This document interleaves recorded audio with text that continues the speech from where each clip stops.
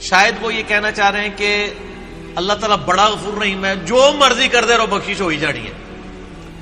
تو سر اگر یہ کسی کا کانسیپٹ ہے نا تو اس کو قرآن کی الف بے نہیں پتا. ڈاکٹر اسرار صاحب رحمہ اللہ تعالی میرے استاد ہیں، میں نے ان سے بہت کچھ سیکھا ہے. اللہ تعالیٰ ان کو نیک کاموں کا اجر دے اور ان کی برائیوں سے درگزر فرمائے. یعنی وہ بیان القرآن آپ سنیں نا تو لگتا ہے کہ یار قرآن جس طرح نازل ہوا ہے وہ اس طرح پریزنٹ ہو رہا ہے. جس نے قرآن نہیں پڑھا نا وہ تو یہی سمجھتا ہے کہ شاید اللہ تعالیٰ کو ایک بوڑھی نانی اماں ہے جس نے یہ لوگ پیدا کیے ہیں اور ایک شغل ملا گیم ہے، اینڈ پہ ساروں کو ہی چھوڑ دے گا. جناب اگر یہ معاملہ ہوتا تو انبیاء اور کتابیں آتی. امام محمد غزالی نے کیمیائے سعادت میں لکھا ہے کہ جو علماء ممبروں پہ چڑھ کے لوگوں کو یہ بتا رہے ہیں نا کہ اللہ تعالیٰ بڑا غفور الرحیم ہے اور وہ سب کو بخش دے گا چاہے جس طرح کی مرضی زندگی گزارو، وہ اصل میں یہ بتانا چاہ رہے ہیں کہ اللہ تعالیٰ کے پیغمبر جھوٹے تھے نعوذ باللہ، ان کے ساتھ جو کتابیں نازل ہوئی، یہ اس میں جو وعیدیں آئی ہیں کہ جو نافرمان ہیں ان کو دوزخ میں جھونکا جائے گا، یہ سب کا سب جھوٹ ہے اور وہ یہ صحیح کہہ رہے ہیں. پھر امام غزالی کہتے ہیں ایسے علماء واجب القتل ہیں. میں آج کے کسی میٹھے میٹھے مبلغ کے اوپر قتل کا فتویٰ نہیں لگا رہا. امام غزالی کہہ رہے ہیں کہ جو اس قسم کی رحمت کی آیات سنا سنا کر ان کا غلط مفہوم بیان کر کے خدا سے دور کر رہے ہیں. یہ تو یہودیوں کا یہی تو عقیدہ تھا. سورۃ البقرہ میں آتا نا، وہ کہتے ہیں کہ ہمیں اللہ تعالیٰ چند دنوں کے لیے ڈالے گا دوزخ میں پھر نکال لے گا، ہم تو اللہ کے چہیتے ہیں. اللہ تعالیٰ ماتا تم نے کوئی عہد لیا ہوا ہے اللہ سے؟ سورہ بقرہ شروع میں اسی لیے ہے کہ تم سے ایک پہلے تم سے زیادہ لاڈلی امت تھی، اس حوالے سے کہ اس میں زیادہ پیغمبر آئے، 3 کتابیں نازل ہوئی، تورات، زبور، انجیل. لیکن جب انہوں نے ہم سے روگردانی کی تو ہم نے دیکھو اسے ضربت علیہم الذلہ والمسکنہ، ان پہ ایسی ذلت اور مسکنت آج تک تاری ہے. تو سر یہ باتیں کرنا تھانے دار والا معاملہ نہیں. قرآن کا اسلوب بھی بڑا سخت ہے، اس میں کوئی شک نہیں. اور میں اکثر بتاتا ہوں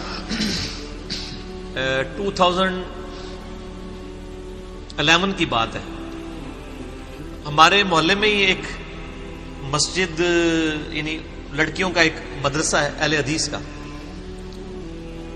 وہاں پہ ایک آنٹی ہیں جو ڈاکٹر فرحت ہاشمی کی کلاس فیلو ہیں، اسٹوڈنٹ نہیں کلاس فیلو ہیں. تو وہ رمضان میں دورہ قرآن کرواتی تھی. تو میں نے اپنی وائف کو کہا، اس وقت 3 بچے تھے ماشاءاللہ 4 ہیں، میں نے کہا میں بچے سنبھالتا ہوں، تم نہ رمضان میں پورا قرآن گو تھرو کرو. وہ صبح 9 سے لے کے 12 بجے تک ایک پارا کور کرواتی تھی، پورے رمضان میں قرآن ختم. میں کہا تیری جدی پشتی کسی نے پورا قرآن نہیں ترجمے نال پڑھا ہونا اس طریقے نال، تو تے اللہ دی بندی پڑھ لے. اچھا جب وہ قرآن پڑھ کے مکمل ہو گیا کورس، میں نے اس کو کہا کہ تم نے کیا سیکھا؟ اس نے ایک جملے میں کنکلوڈ کیا. اس نے کہا جی مجھے جس خدا کا تعارف کروایا گیا تھا نا اس معاشرے کی طرف سے اور میرے ماں باپ کی طرف سے، وہ خدا کوئی اور ہے، اور جو خدا قرآن میں ہے نا وہ کوئی اور ہے. میں نے کہا کیا مطلب؟ اس نے کہا خدا تو بڑا ڈاڈا ہے. یہ تھانے دار اور یہ وہ اس طرح کے ٹرمز ریوائز کر رہے ہیں. آپ ذرا قرآن تو پڑھ کے دیکھیں. قیامت کے دن اللہ نے اپنا نام کیا رکھا ہوا ہے؟ للہ الواحد القہار. لمن الملک اليوم للہ الواحد القہار. آج کے دن کس کی بادشاہت ہے؟ اس اکیلے قہار کی جو سب پہ چھایا ہوا ہے. سورۃ المومن میں آتی ہے آیت، جسے سورہ غافر بھی کہتے ہیں. پھر صحیح بخاری میں حدیث ہے، نبی صلی اللہ علیہ وآلہ وسلم ایک چوراہے سے گزرے، کچھ اصحاب جو ہیں وہ ہنس رہے تھے. آپ رک گئے. آپ نے فرمایا جو کچھ میں جانتا ہوں نا تم جانتے ہوتے تو بہت کم ہنستے، زیادہ روتے. تو نبی علیہ السلام کا تو مبارک زندگی میں تو بڑی سنجیدگی ہے. اگر کوئی یہ سمجھتا ہے کہ بغاوت کی زندگی گزارے، اپنی مرضی کی زندگی، نہ، دنیا جو اللہ کی مرضی کی گزارے گا آخرت پھر وہ اس کی مرضی کی ہوگی. لیکن جو اپنی مرضی کی دنیا گزارے گا آخرت پھر اللہ کی مرضی کی ہوگی، یعنی دوزخ میں. وَلِعَوْذُ بِاللَّهِ تَعَالَى اللَّهُمَّ أَجِرْنَا مِنَ النَّارِ. یہ اتنا معاملہ آسان نہیں ہے. اللہ تعالیٰ سورہ حجر میں فرماتا ہے، اعوذ باللہ من الشیطان الرجیم، نبی عبادی انی انا الغفور الرحیم. اے نبی علیہ السلام میرے بندوں کو خبر دے دو کہ میں بڑا بخشنے والا مہربان ہوں. لیکن پھر ساتھ ہی فرمایا کہ ان کو یہ بھی بتا دو کہ میرا عذاب وہ بھی بہت سخت ہے. بیلنس کرو. باقی یہ ٹھیک ہے، بخاری مسلم کی حدیث ہے کہ نبی علیہ السلام نے فرمایا کہ اللہ تعالیٰ نے مخلوقات کی پیدائش سے پہلے اپنے پاس عرش پہ یہ عبارت لکھ لی تھی کہ میری رحمت میرے غضب پہ سبقت لے جانے والی ہے. لیکن کس معاملے میں؟ باغیوں کے لیے نہ، ان لوگوں کے لیے جو پوری ایفرٹ پٹ کریں پھر بھی ان سے معاملات سیدھے نہ ہو، اللہ کی طرف رجوع لائیں. قرآن میں کہیں یہ نہیں ہے کہ ڈٹ کے گناہ کرو، باغی بنے رہو میں توبہ قبول کروں. قرآن میں ہمیشہ آیا ہے کہ آپ غلطی کر بیٹھو، اللہ کی طرف رجوع لاؤ، اس کے بعد اپنی اصلاح کرو، اللہ تعالیٰ کو بخشنے والا مہربان پاؤ.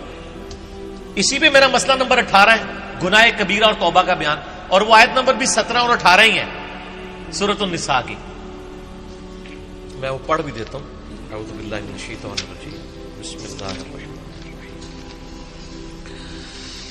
انما التوبۃ علی اللہ، اللہ کے ذمہ ہے ان لوگوں کی توبہ قبول کرنا. کن لوگوں کی توبہ؟ للذین یعملون السوء بجہالۃ، جو گناہ کر بیٹھے جہالت میں، انجانے میں ان سے غلطی ہو جائے، گناہ ہو جائے. ثم یتوبون من قریب، اس کے بعد فوراً توبہ کر لے کہ یا اللہ غلطی ہو گئی. کو فجر کے بعد لیٹ اٹھا کہ یا اللہ معاف کر دے، کوشش تھی، الارم نہیں سن سکا، میں ابھی پڑھتا ہوں مجھے معاف کر دے. اس طرح تو جو پڑھے ہی نہ، اوکے جی اللہ تعالیٰ نے کہا میں بڑا غفور رحیم ہوں. پورے قرآن میں میرا چیلنج ہے طارق جمیل صاحب کو بھی، میں ان کی بڑی عزت کرتا ہوں، بلکہ سب سے زیادہ میں نے ان کا دفاع کیا ہے جب ان کے خلاف ناسبیوں نے بھونکنا شروع کیا ہے. میں ان سے بڑی محبت کرتا ہوں، میں ایسٹ سمجھتا ہوں امت کے لیے. لیکن میں طارق جمیل صاحب سے پوچھتا ہوں پورے قرآن میں کہاں لکھا ہے کہ باغی رہو تو میں معاف کروں گا؟ قرآن تو کہہ رہا ہے اللہ کے ذمہ ان لوگوں کی توبہ کا قبول کرنا ہے جو جہالت میں گناہ کر بیٹھے. ثم یتوبون من قریب، اس کے بعد فوراً توبہ کر لیں. فاولئک یتوب اللہ علیہم، پس ایسوں کی توبہ ہے اللہ فرماتا ہے میرے ذمہ. وکان اللہ علیما حکیما، اور اللہ تعالیٰ علم والا اور حکمت والا ہے. علم ہے اس کے پاس لیکن اس کی حکمت ہے، ڈھیل دیتا ہے کہ چلو توبہ کر لو. اور اگلی آیت وَلَيْسَتِ التَّوْبَةُ، اور اس کی تو کوئی توبہ قبول نہیں ہوگی. یہ میں نہیں کہہ رہا ہوں طارق جمیل صاحب، یہ اللہ کہہ رہا ہے.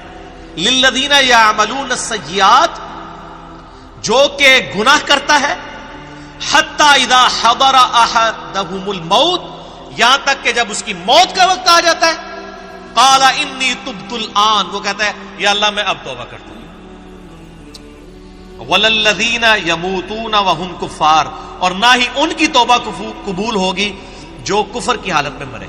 یعنی وہ پہلے مسلمانوں کا ذکر ہو رہا ہے، کافروں کو اللہ نے الگ کر دیا ہے. یعنی ایسے مسلمان جو موت کے وقت توبہ کریں ان کی بھی توبہ قبول نہیں اور کافروں کی بھی.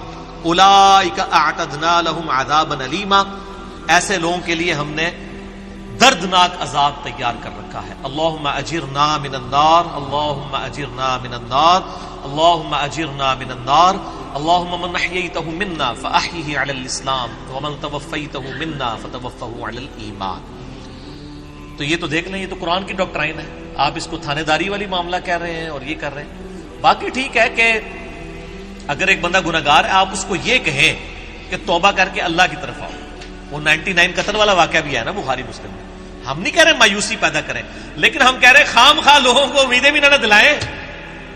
اور جو سیدنا علی کا قول ہے کہ انسان سویا ہوا ہے جیسے ہی مرے گا جاگ اٹھے گا، اوہ یہ کیا ہو گیا، ایرا نہ ہو جائے، کام نہ پا دو. ڈرانے میں ہی عافیت ہے نا. اور آپ کا ڈر کا غلبہ ہی ہوگا تو تب آپ گناہوں سے بچیں گے، صرف خوشخبریوں سے نہیں بچیں گے.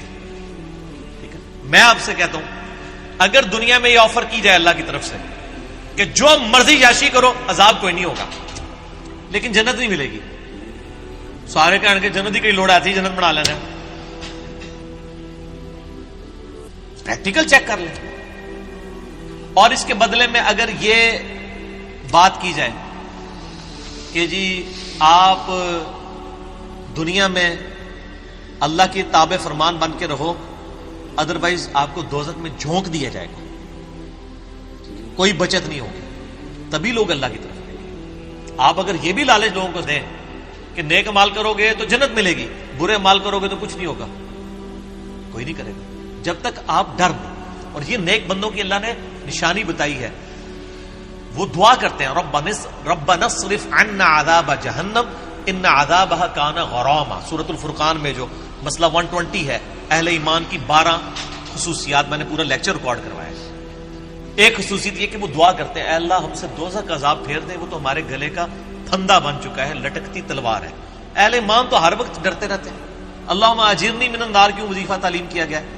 جامعہ ترمذی میں حدیث ہے سیدنا عثمان جن کو 3 دفعہ جنت کی بشارت ملی ہے، جب قبرستان جاتے تھے اتنا روتے تھے کہ داڑھی آنسوؤں سے تر ہو جاتی تھی. لوگ کہتے تھے یہ کیا؟ تو انہوں نے کہا میں نے نبی علیہ السلام سے خود سنا ہے کہ قبر آخرت کی منزلوں میں سے پہلی منزل ہے، جس کی یہ منزل کامیاب ہوئی اس کی اگلی آسان ہوتی چلی جائے گی، اور جو اس میں پھنس گیا اس کی اگلی مشکل در مشکل در مشکل ہوگی. تو حضرت عثمان کو سمجھ آ گئی تھی یہ تھانے داری والا کنسیپٹ جو آپ نے اس کو نام دیا. ہم تو تھانے داری نہیں کہتے، ظاہر ہے خدا نے دنیا بنائی ہے اور وہ اسٹیبلش کرنا چاہتا ہے کہ لوگ میرے تابع فرمان ہو. گنڈا گردی کرنے کے لیے تو اس نے دنیا نہیں بنائی ہے. تو یہ بڑا کریٹیکل ایشو ہے، اور اس معاملے میں نا مجھے بڑا دکھ ہوتا ہے اس قسم کے وائزین سے. وہ اللہ تعالیٰ کی رحمت کی آڑ میں لوگوں کو اس طرف مائل کر دیتے ہیں کہ وہ الٹا جنہوں کہتے ہیں نا کہ وہ گاٹے فٹ ہونے والی تعلیمات ہو جاتی ہیں، اس سے لوگ پھر نیگیٹو رزلٹ نکالتے ہیں. آپ بیلنس بیان کریں. ہم کبھی نہیں کہتے کہ آپ جو ہے نا وہ اس قسم کی باتیں بیان کریں کہ جس کی وجہ سے لوگ اللہ تعالیٰ سے متنفر ہوں. آپ دونوں طرف کے مسائل کو بیان کریں. اسی قسم کی آیات جو ہے نا جی وہ یہ آگے سورۃ النحل کی آیت نمبر 119 ہے.